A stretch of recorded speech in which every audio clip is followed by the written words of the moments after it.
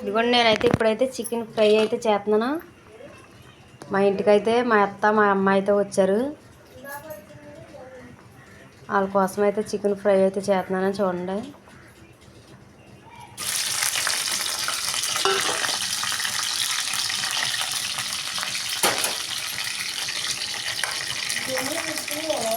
రే ఉతికిన బట్టల ఎక్కడయ్యి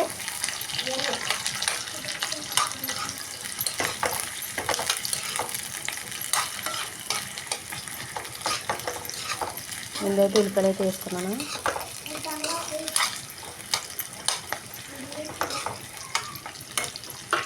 కాసేపు అయితే మగ్గనిద్దామండి. చికెన్ అయితే మ్యారినేట్ చేసుకున్నానండి. ఇందులోనైతే ఉప్పు, కారం, మసాలా, పసుపు అయితే వేసుకున్నాను. వేసుకుని అయితే పక్కన అయితే పెట్టుకున్నానండి.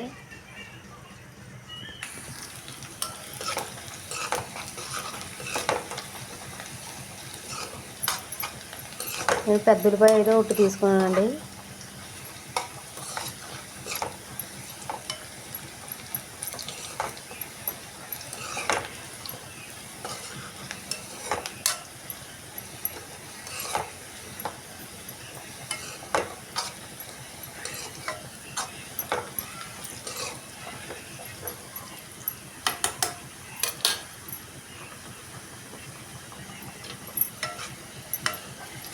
రెండు ఉల్లిపాయలు అయితే ఎర్రగా అయితే వేగిపోయినాయి.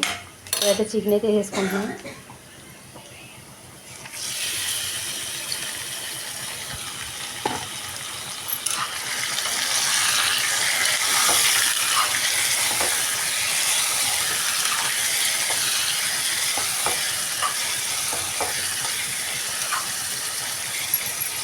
కాసేపు అయితే మగ్గనిద్దామండి. మూత పెట్టేసుకుంటున్నాం. అన్నం కుదురుతుంది. ఇదిగోండి చికెన్లో చూడండి వాటర్ అయితే వచ్చింది కదా. వాటర్ అంతా పోయేదాకా ఉంచి ఉప్పు, కారం అయితే మళ్ళీ అయితే చికెన్ అయితే మ్యారినేట్ చేసుకున్నాం కదా, కొంచెం కొంచెం అయితే వేసుకుంటానండి.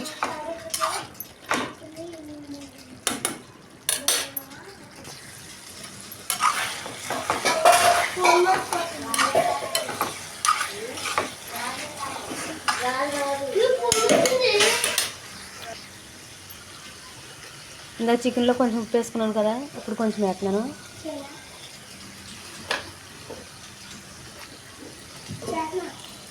పసుపు,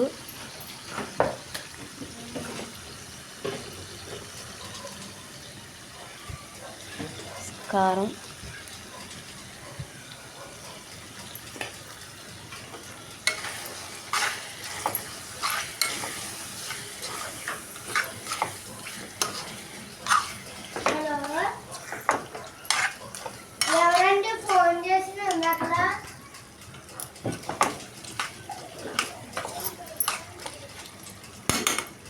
మూత అయితే పెట్టేసుకుంటున్నాం.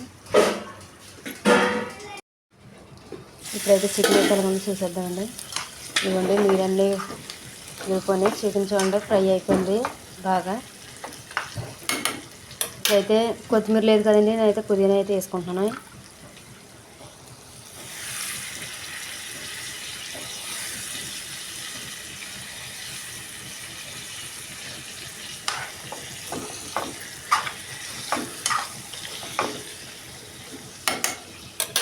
చికెన్ మసాలా అయితే వేసుకుంటున్నాను.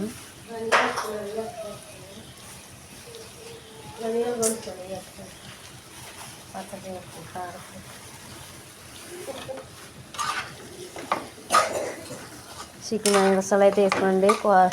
చికెన్ ఫ్రై అయితే రెడీ అయిపోయిందండి. ఇప్పుడైతే చికెన్ ఫ్రై ఎలాగొందో టేస్ట్ చేసి మా అత్త మా అమ్మ అయితే చెప్తారు. స్టవ్ అయితే ఆఫ్ చేసుకుంటున్నాను.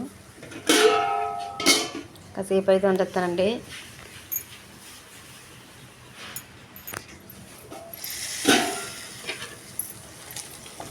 ఇదిగోండి రెడీ అయితే అయిపోయింది చికెన్ ఫ్రై.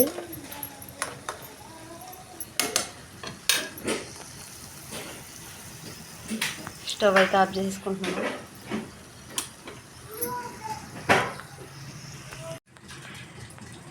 కూర ఎలాగుందో చెప్పండి అమ్మా. ఎలాగ మ్మ్.